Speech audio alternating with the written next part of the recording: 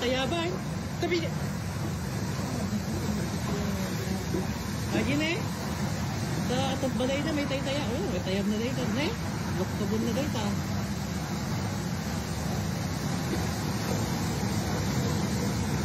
Oh, pigsa bagyod ko yan amaw. Tumabing na dyan. Oh. Super Typhoon Nando o Ragasa kasalukuyang nanalalasa malapit sa Babuyan Islands at nagdudulot ng napakadelikadong kondisyon. Tropical Cyclone wind signal mula signal number 1 hanggang signal number 5 nakataas na sa malawak na bahagi ng Northern at Central Luzon. Storm surge warning, posibleng umabot sa higit 3 metro ang taas ng alon at pagbaha sa mga baybaying lugar ng Batanes, Cagayan at Ilocos Norte. Southwest monsoon o habagat, pinalakas ng bagyong Nando kaya asahan ang malakas na ulan hindi lamang sa Luzon kundi pati na rin sa Visayas at Mindanao. At bukod dito may isa pang weather disturbance na TCLB1 na posibleng maging bagyo na sa susunod na mga araw. Magandang araw Pilipinas! Ito ang Pilipinas Weather ngayong araw ng Lunes, September 22, 2025. Narito ng ating latest update sa Super Typhoon Nando. Kung bago ka lang sa ating channel, please like, share, and subscribe. Salamat sa iyong suporta. Mga kababayan, ang mata ng Super Typhoon Nando ay kasalukuyang nasa kanlurang baybayin ng Babuyan Islands. Silangang malapit sa Calayan at Cagayan. Taglay nito ang maximum sustained winds na 215 kilometers bawat oras malapit sa sentro at bugso na abot hanggang 295 kilometers bawat oras. Ang central pressure ay nasa 910 HPA at kumikilos ito patuloy sa kanluran sa bilis na 25 kilometers bawat oras. May lawak ito na malakas hanggang typhoon force na hangin ay umaabot ng halos 650 kilometers mula sa gitna. Ibig sabihin kahit hindi kayo nasa mismong daanan ng mata ng bagyo, mararamdaman pa rin ito ang epekto sa napakalawak na bahagi ng Luzon. Narito ang mga lugar na nasa ilalim ng babala ng Tropical Cyclone Wind Signal. Signal number 5, Babuyan Island, napakataas na mapanganib sa buhay at ari-arian, delikado para sa lahat ng nakatira roon. Signal number 4, Southern Batanes, Northern Cagayan at Northern Ilocos Norte. Signal number 3, natitirang bahagi ng Batanes, Central Cagayan, Apayao at Ilocos Norte. Signal number 2, Isabela, Abra, Kalinga, Mountain Province, Ifugao, Northern Benguet, Ilocos Sur at Northern La Union. At signal number 1 naman sa Quirino, Nueva Vizcaya at natitirang bahagi ng Benguet, Pangasinan, Aurora, Bulacan, Pampanga, Zambales, Tarlac at Northern Quezon kasama ang Polillo Island.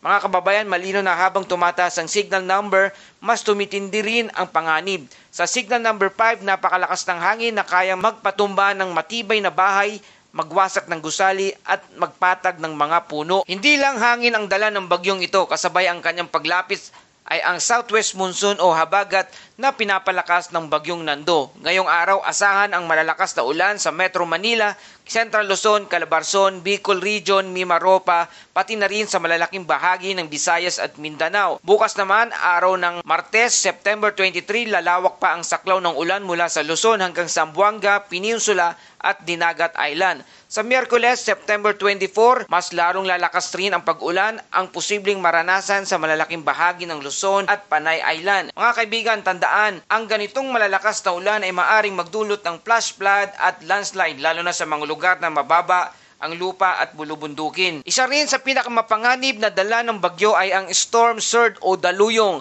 Ang storm surge warning number 10 ay mahigit 3 metro ang banta sa Batanes, Cagayan at Ilocos Norte, habang 2 hanggang 3 metro naman sa Northern Cagayan at Ilocos Sur. 1 hanggang 2 metro naman ang taas ng alon sa iba pang coastal areas. Maaari pong umabot ng 14 na metrong taas ng alon sa paligid ng Babuyan at Batanes, habang sa Ilocos Norte naman ay aabot ng 12 metrong taas ng alon at sa Cagayan 10 metro na taas ng alon at sa Ilocos Sur naman kayong umabot ng 8 metrong taas ng alon. Mga kababayan, isipin po natin ang 3 metrong storm surge ay halos kasing taas ng isang palapag na bahay. Dagdagan pa ito ng malalakas na alon at posibleng pagbaha, kaya napakadelikado talaga ang sitwasyon. Kaya malinaw ang babala, iwasan muna ang pamamalakaya at pagbabiyahe sa dagat. At para sa ating forecast track ng bagyong Nando, ngayong hapon dumadaan na sa Calayan Island at may posibilidad ng landfall. Bukas ng umaga, September 23, lalabas ng purin ito ng Philippine Area of Responsibility habang tutungo naman sa southeastern China.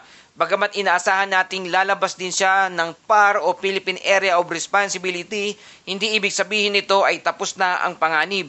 Ang habagat na kanyang hinihila ay magpapatuloy na magdudulot ng ulan kahit wala na siya sa ating bansa. Mga kababayan, hindi lang ang bagyong Nando ang ating binabantayan sa ngayon. Ayon sa forecast model, mayroong TCLB1 na papasok ng PAR o Philippine Area of Responsibility ngayong linggo. Tatahakin patungong Visayas at Southern Luzon at may katamtamang tsansa na maging ganap itong bagyo.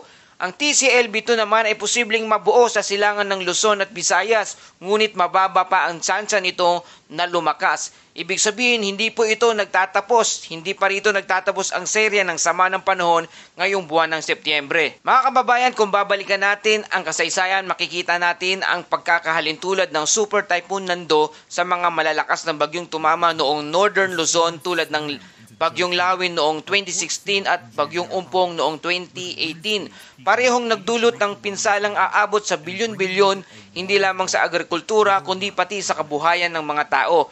Kaya't habang may oras pa, makinig sa babala ng mga lokal na pamahalaan at huwag baliwalain ang evacuation orders.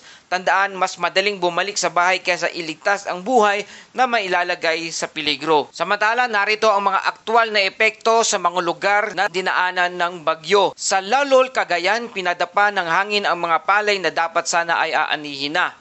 Sa Santa Ana, Cagayan, kitang-kita ang paghagupit ng malakas na hangin na halos magpatumba na ng mga kabahayan at mga puno.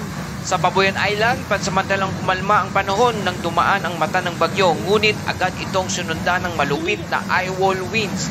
Ito ang delikado. Kapag biglang kumalma, huwag makampante dahil sa ang ikalawang bugso ay kadalasang mas mabagsik. Mga kababayan, sa mga susunod na linggo, posibleng may panibagong sama na naman ng panahon na harapin ang bansa. Kaya naman, ito ang ating inspirational verse for today mula sa Isaiah 41:10. Sa gitna ng bagyo ay alalahanin natin ang salita ng ating Panginoon.